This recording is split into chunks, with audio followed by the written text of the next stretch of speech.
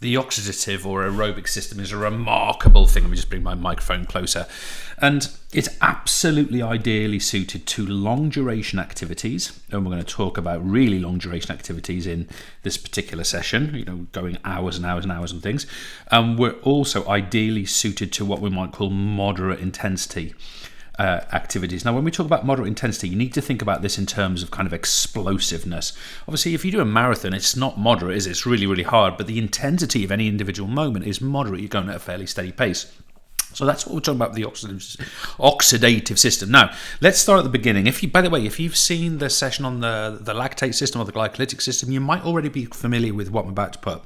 So I'm going to tell you that we have a fuel source of glycogen, and that glycogen, of course, is available in the muscle. We also have it available in the liver in actual larger quantities. And what we do in the process of glycolysis is we break glucose down and we form a construct which is called, excuse me, my pen's being annoying, glucose 6-phosphate. So this process, which we've just said is glycolysis, this has happened in the presence of an enzyme called GPP. I'll put it over here for you, glucose phosphorylase. Now, I should be clear, this is only one phosphorylase. This is only one of phosphorylase. Sorry, I want to do that again. Phosphorylase.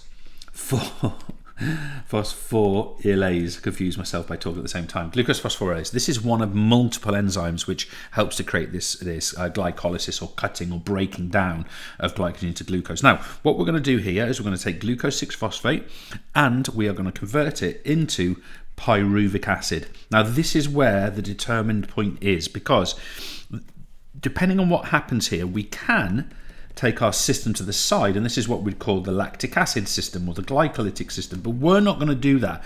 That only happens when we are in the presence of insufficient oxygen. What we have is we're going to say that we have sufficient oxygen. Okay, so we are doing some kind of steady state exercise, sufficient O2, and what we're then going to do is we're going to convert our pyruvic acid into acetyl CoA, coenzyme A. And this acetyl-CoA now, it is going to be carried into the Krebs cycle in the presence of something referred to as citric acid.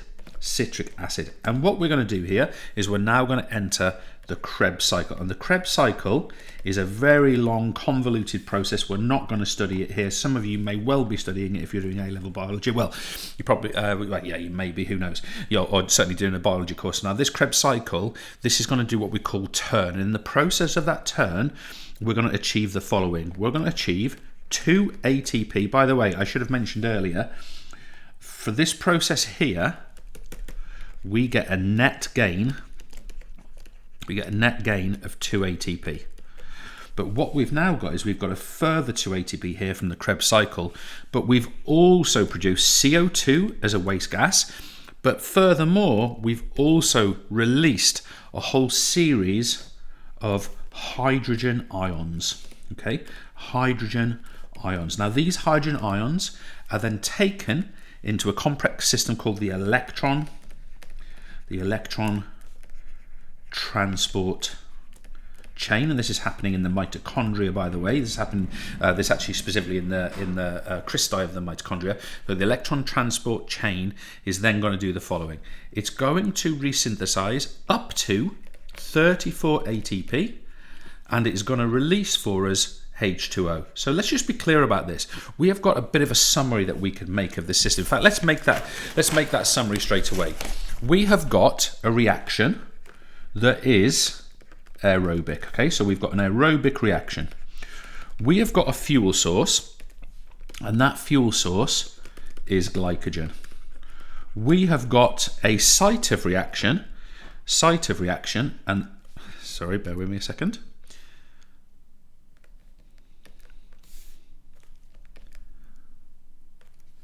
We have got a site of reaction, and that site of reaction is in the mitochondria. Remind yourselves that mitochondria are the location of all aerobic respiration in the body.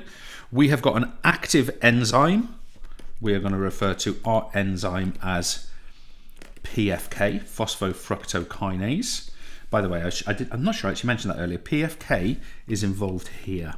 PFK in the breakdown of glucose into pyruvate.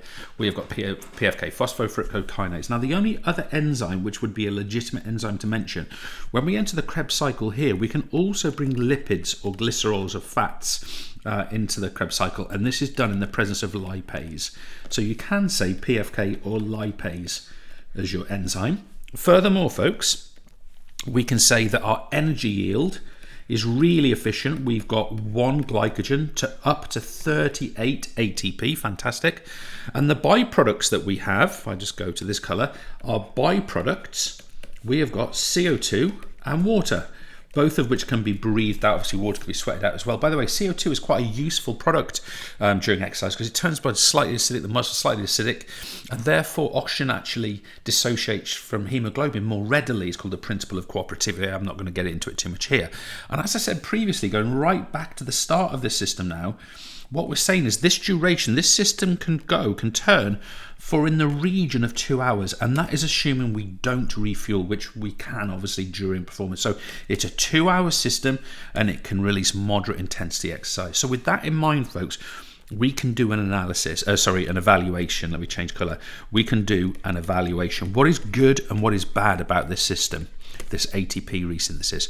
So on the positives, these are all positives. We've got a long duration.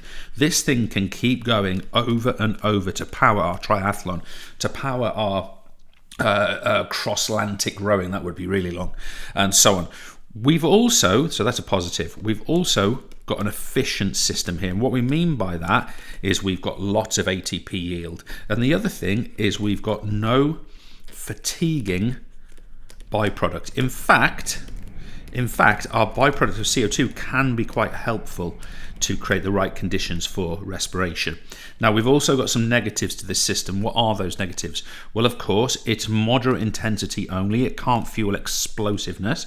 It cannot do that. It can contribute a little bit of power to explosiveness, but it can't fuel explosiveness. And of course, the other issue is we've got a delay for O2 delivery. And of course, we call that delay the O2 deficit. Okay, so we've got a delay for O2 delivery. So again, any activity which is long duration, which is moderate intensity, is fueled by oxidative system. And finally, guys, and this is really important, the oxidative system, why is that hard to say? The oxidative system is also responsible for all forms of recovery.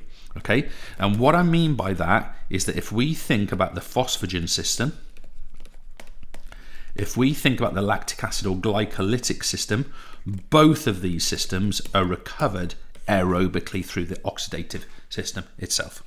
Cheers.